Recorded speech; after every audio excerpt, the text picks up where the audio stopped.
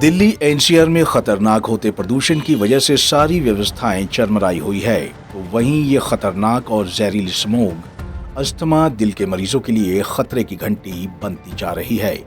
ऐसा हम नहीं बल्कि गुरुग्राम के चीफ मेडिकल अधिकारी खुद कह रहे हैं कि कैसे दिवाली के बाद से अस्थमा, हार्ट संबंधी रोगों, आंखों की जलन, चर्म रोगियों की संख्या में 40 से 50% की वृद्धि देखी जा रही है। दिनों से और बल्कि दिवाली से पहले ही जो AQI इंडेक्स या एयर क्वालिटी इंडेक्स कहूँ मैं, तो वो पहले वेरी पुअर में था और उसके बाद दिवाली के आसपास तो सीवियर रहा और अभी भी संभवतः वेरी पुअर के स्टेज में चल रहा। और इसकी वजह से जो मेन इश्यूज रहे, जो अस्थमा COPD के पेशेंट्स हैं उनको अगर मैं कहूँ, या पुराने हार्ट के जो पेशेंट्स हैं उनको ज़्यादा दिक्कत हुई। प्रेजेंट स्टेटस में अगर मैं बात करूँ तो जो सांस लेने की तकलीफ़ के मामले हैं, अगर सामान्य जो मेडिसिन की OPD थी उसमें तकरीबन 25 से 40% का इजाफा हुआ है अगर इसकी मैं बात करूं। और जो हार्ट पेशेंट्स जो पुराने थे उनको डेफिनेटली एक्जर्वेशन हुई है, उनको भी सांस लेने की तकलीफ हुई है या अनकंट्रोल्ड हाइपरटेंशन, सांस लेने के साथ में ये दिक्कतें हुई हैं। खास करके अस्थमा जो है वो छोटे बच्चों में प्रेसिपिटेट हुआ है और COPD की अगर मैं बात करूँ तो वो 50-60 साल से ज़्यादा के लोगों में ज़्यादा प्रेसिपिटेट हुआ है।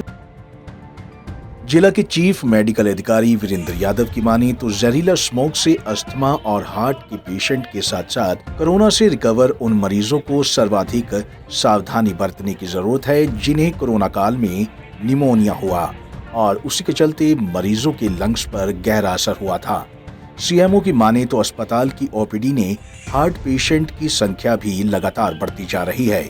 ऐसे में हार्ट पेशेंट को फिजिशियन को दिखाने और सावधानी बरतने की जरूरत है।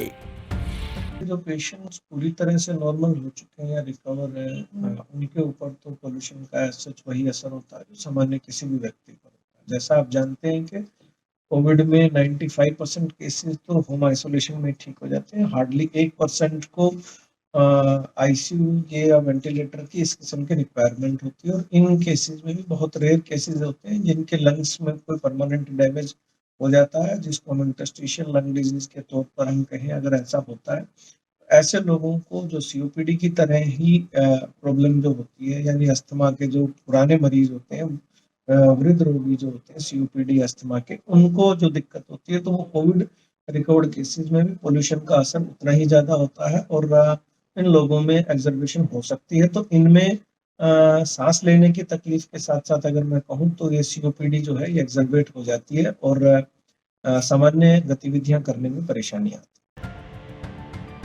वहीं CMO गुरुग्राम की माने तो खतरनाक होते प्रदूषण के समय में जब ज्यादा जरूरी हो तभी घर से बाहर निकले।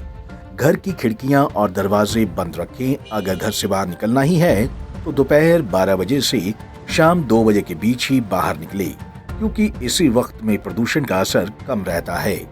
पंजाब केसरी टीवी के लिए गुरुग्राम से नीरज वशिष्ठ की रिपोर्ट।